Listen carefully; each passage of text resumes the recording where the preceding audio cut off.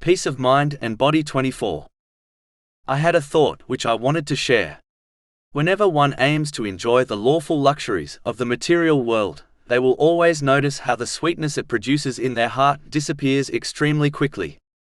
For example, when one returns from a holiday, the sweetness of the holiday experience quickly disappears, and so they begin to plan the next holiday in order to re-experience that sweetness.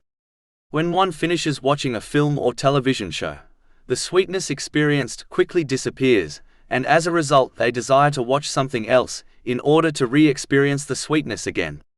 This is true for all sinful or vain things. It is this desire to re-experience the sweetness of things which drives the entertainment industry. On the other hand, the sweetness experienced from anything which is connected to the pleasure of Allah, the Exalted, is something that always endures in one's heart.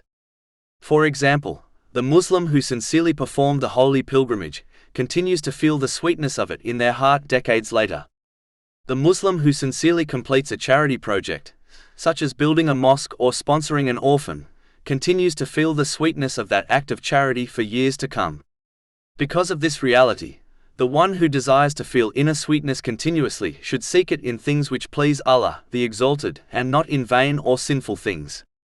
Secondly, this reality is a powerful sign which indicates what truly has value in this world. Anything which endures has value, but the things which quickly fade away are fickle, and therefore have no real value or worth. Chapter 16 and now, verse 96. Whatever you have will end, but what Allah has is lasting. The value of each person is according to what they pursue. If they pursue what is enduring and valuable, then they will have value, and their peace and actions will endure.